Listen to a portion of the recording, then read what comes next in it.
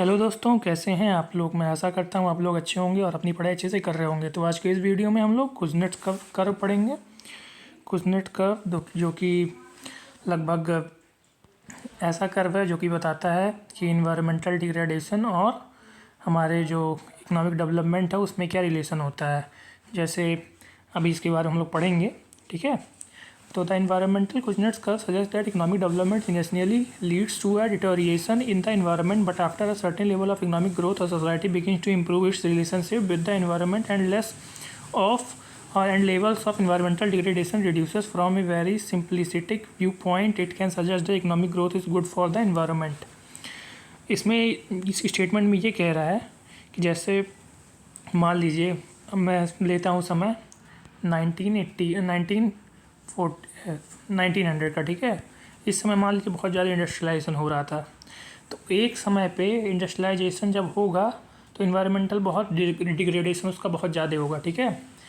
एक स्तर पे आने के बाद जो इन्वायरमेंट का डिग्रेडेशन है वो कम होने लगेगा, ओके। तो जो इकोनॉमिक डेवलपमेंट है, इकोनॉमिक डेवलपमेंट के साथ साथ जो इन्वायरमेंटल डिग्रेडेशन है वो कम होगा। तो यही जो कुज़नेट्स कर्व है यही बताता है, okay. However, critics argue there is no guarantee that economic growth will lead to an improved environment. In fact, the opposite is often the case. At the least, it requires a very targeted policy attitudes to make sure that economic growth is compatible with an improving environment. तो ये जो है ये एक तरीके से इसका कोई गारंटी नहीं होता। कई लोग बोलते हैं, कई सारे जो इकोनॉमिस्ट हैं बोलते हैं जो इकोनॉमिक ग्रोथ है वो हमेशा इम्प्रूव इन्वायरमेंट लाए, ऐसा कोई वो नहीं होता। कई सारे केस में ऐसा होता है कि जो हमारा इकोनॉमिक ग्रोथ है वो उसकी वजह से कई सारे इन्वायरमेंटल डिग्रेडेशन हो जाते हैं। At least it's required very targeted policy. अगर हमको इकोनॉमिक ग्रोथ के साथ एक वो इन्वायरमेंटल डिग्रेडेशन ना हो ऐसा चाहिए तो हमको एक टारगेटेड इकोनॉमिक पॉलिसी चाहिए जो कि हेल्पफुल हो सके, ओके। अब देख लेते हैं हम ये कर्व। देखिए कुज़नेट्स कर्व जो मैंने आपको बताया था, जैसे ये रहा आपका, इस तरफ दिखा रहा लेवल ऑफ इन्वायरमेंटल डिग्रेडेशन, इस तरफ इकोनॉमिक ग्रोथ वहाँ पे जाती है जैसे जीडीपी पर कैपिटा, ठीक है, जीडीपी पर कैपिटा। तो जैसे इंडस्ट्रियलाइजेशन का जो पहला एरा था उसमें जो इकोनॉमिक वो इन्वायरमेंटल डिग्रेडेशन है वो बहुत धीरे बहुत तेज़ी से इन्वायरमेंटल डिग्रेडेशन हो रहा है। उसके बाद जैसे ही इंडस्ट्रियल एरा के बीच में आते हैं, यानी कि जब एकदम इंडस्ट्री सेटअप हो चुकी हैं, बहुत हाई लेवल पे इंडस्ट्रियल रिवॉल्यूशन चल रहा है, उस समय एक टर्निंग पॉइंट आता है। एक समय के बाद जो इन्वायरमेंटल डिग्रेडेशन है वो कम होने लगता है, ओके। क्योंकि इस समय जो हो जाती है आपकी सर्विस सेक्टर बेस्ड इकोनॉमी हो जाती है, क्योंकि इंडस्ट्रियलाइजेशन तो हो चुका है एकदम हाई लेवल पे, तो वहाँ पे जो इन्वायरमेंटल डिग्रेडेशन है वो कम होने लगता है। हम लोग एग्जांपल ले सकते हैं बड़े बड़े जैसे देशों का, जैसे इंग्लैंड हो गया, यूएसए हो गया।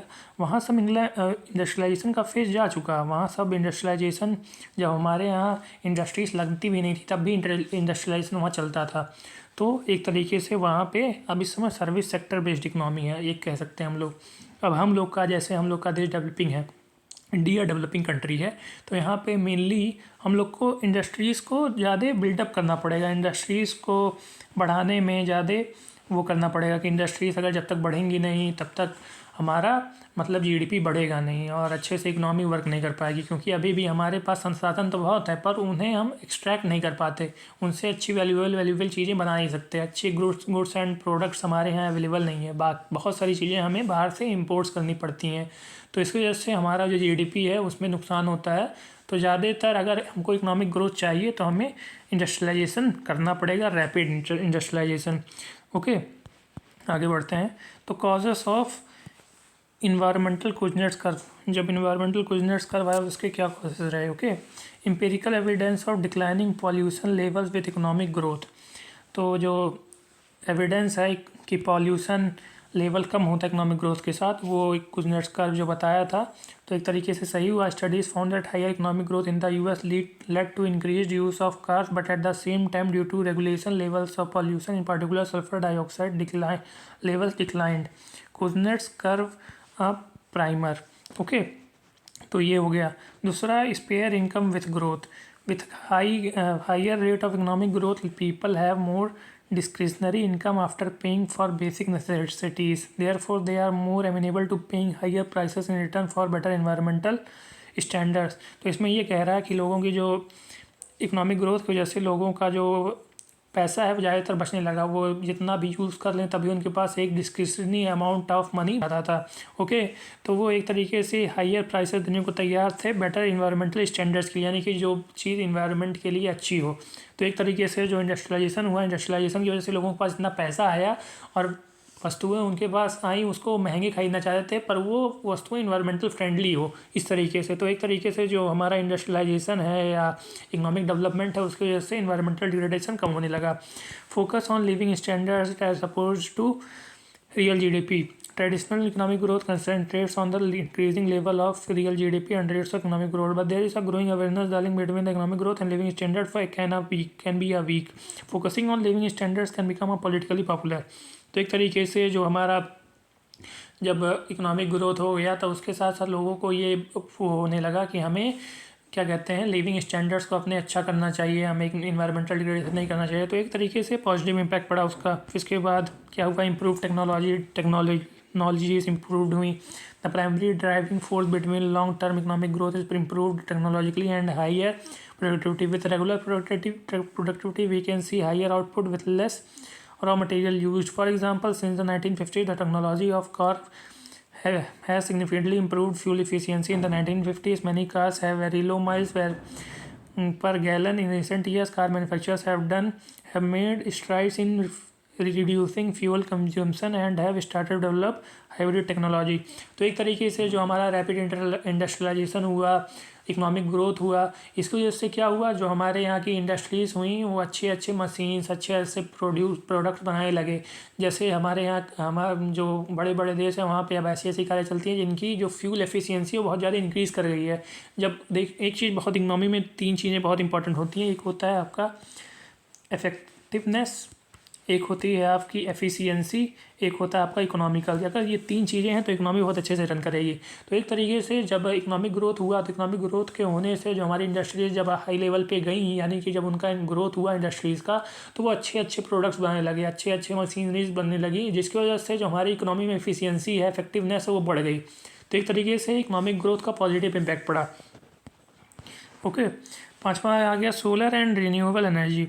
तो जो सोलर और रिन्यूएबल एनर्जी एक गुड एग्जांपल है कि कैसे टेक्नोलॉजी इंप्रूव हुई और उसने पोटेंशियल जो इन्वायरमेंट को डैमेज करने का एक पोटेंशियल खोज, जिससे इन्वायरमेंटल डैमेज ना हो, एक तरीके का उसने वे खोज लिया। ओके, तो एक तरीके से ये क्यों हो पाया, इंडस्ट्रियल डेवलपमेंट की वजह से। अगर इंडस्ट्रीज ना होती, सोलर और विंड जैसे बड़े सोलर प्लांट्स, जैसे बड़े विंड मिल्स, ये सब ना लग पाते। इंडस्ट्रियलाइजेशन की वजह से ये सब हो पाया है।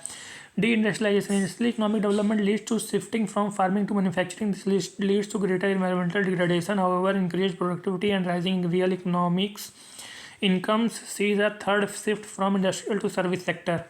तो एक तरीके से जब इंडस्ट्रियलाइजेशन का फेज़ ख़त्म होता है उसके बाद सर्विस सेक्टर आता है। सर्विस सेक्टर से इकोनॉमी और अच्छे से बूस्ट करती है। ओके, और जो सर्विस सेक्टर की वजह से जो हमारी इन्वायरमेंटल डिग्रेडेशन वो भी कम होने लगता है, क्योंकि जो मैन्युफैक्चरिंग होता है उसमें तो इन्वायरमेंटल डिग्रेडेशन होता है, पर सर्विस सेक्टर में उतना इन्वायरमेंटल डिग्रेडेशन नहीं है। तो एक तरीके से पॉजिटिव इम्पैक्ट ये भी हुआ। फिर इस बार role of government regulation. Government का regulation economic growth and development usually see growth in the size of the government as a share of GDP. अगर इकोनॉमिक डेवलपमेंट होगा, इकोनॉमिक ग्रोथ होगा, तो इस वजह से जो गवर्नमेंट काम कर रही है उसका वो जीडीपी बढ़ाने में एक तरह से सक्सेसफुल होगी और वो टैक्सेस इंप्लीमेंट करेगी और रेगुलेशन करेगी, तो लोग टैक्सेस देना भी चाहेंगे। इससे क्या होगा, जो इन्वायरमेंटल एक्सटर्नैलिटीज़ हैं, जो एक्सटर्नैलिटीज़ इन्वायरमेंट में पाई जाती हैं, निगेटिव्स या पॉजिटिव्स, वो दूर होंगी। Okay, which harm health and living standards. इसके बाद diminishing marginal utility of income. तो जो मार्जिनल यूटिलिटी ऑफ इनकम है, मतलब जो लोग एक तरीके से मनी की मार्जिनल यूटिलिटी नहीं मानी जाती, कि मनी जो होता है उसकी यूटिलिटी कभी ख़त्म नहीं हो सकती। आपको जितना पैसा दिया जाए उतना कम है। एक समय तक आप क्या कहते हैं, फूड के लिए मार्जिनल यूटिलिटी जो है उसकी वो डिक्रीज़ कर सकती है, पर जो ये है मनी इनकम की वो कभी नहीं कर सकती। But rising income has a diminishing marginal utility तो benefit from your first 100,000 euros annually, income is very high, but if income rises from 19,000, the gain is very limited in corporation. Having a very high salary is of little consolations if you live with environmental degradation. तो एक तरीके से लोगों ने जब environmental degradation देखा, उनकी health issues ख़राब होने लगी, तो एक तरीके से उन्हें क्या कहते हैं, अगर कम पैसे भी मिल रहे हैं तब भी एक तरीके से उनके लिए सही हुआ। यानी कि अगर 10,000 यूरो मिल रहा है और इन्वायरमेंटल डिग्रेडेशन हो रहा है तो वो नहीं चाहिए उनको, 90,000 चाहिए पर इन्वायरमेंटल डिग्रेडेशन कम हो। तो एक तरीके से ये भी पॉजिटिव इम्पैक्ट रहा। ओके, क्रिटिसिज्म क्या रहा कुजनेट्स का इन्वायरमेंटल कर्व का। तो जो कुजनेट्स का इन्वायरमेंटल कर्व था उसका सबसे बड़ा क्रिटिसिज्म ये रहा कि इसमें जो कहते हैं जो पॉल्यूशन है is not a simply a function of income but many factors. जो पॉल्यूशन है वो बस इनकम से नहीं रिलेट किया, क्योंकि पॉल्यूशन कई सारी चीज़ों से प्रभावित होता है, जैसे गवर्नमेंट के कैसे रेगुलेशंस हैं, इकोनॉमी डेवलप है कि नहीं है, पॉपुलेशन लेवल कैसा है, तो इन सब चीज़ों पे निर्भर करता है पॉल्यूशन। ओके, और यहाँ पे जो है एम्पेरिकल एविडेंस मिक्स है। ये कोई वो नहीं है कि जैसे जो इकोनॉमिक ग्रोथ होगा वो डिक्लाइन ही करेगा पॉल्यूटेंट्स को, तो एक तरीके से ये चीज़ सत्य नहीं है। इसके बाद ग्लोबल पॉपुलेशन को देखा गया तो many developed countries have been a reduction in industries and growth in the service sector, but they are still importing goods from developing countries. In that sense they are importing environmental degradation, exporting environmental degradation. जो हमारे बड़े बड़े countries हैं हमारे यहाँ के, जैसे USA हो गया, यूरोप के कई देश हो गए, तो ये सब क्या करते हैं, बड़े जो डेवलपिंग नेशंस हैं वहाँ से प्रोडक्ट्स मंगाते हैं और वहाँ के रॉ मटेरियल्स यूज़ करते हैं। एक तरीके से ये इनडायरेक्टली इन्वायरमेंटल का डिग्रेडेशन करते हैं। ओके, तो एक तरीके से इनको माना जाना चाहिए कि ये ग्लोबल पॉपुलेशन के लिए एक तरीके से अभी भी इनके यहाँ मतलब कह नहीं सकते कि एकदम डेवलप्ड होने के बावजूद कि ये इन्वायरमेंटल डिग्रेडेशन नहीं कर रहे हैं। तो इसका कोई लेना देना नहीं है कि इन्वायरमेंटल डिग्रेडेशन नहीं होगा जब इकोनॉमिक ग्रोथ होगा। ओके, पॉल्यूशन में reduce in the UK, US countries, but countries who export to these countries are seeing higher levels of environmental degradation. One example is with regard to deforestation. Higher income countries tend to stop the process of deforestation, but at the same time they will import meat and furniture from the countries who are creating farmland out of forest. तो ये हो गया। फिर इसके बाद growth leads to greater resource use.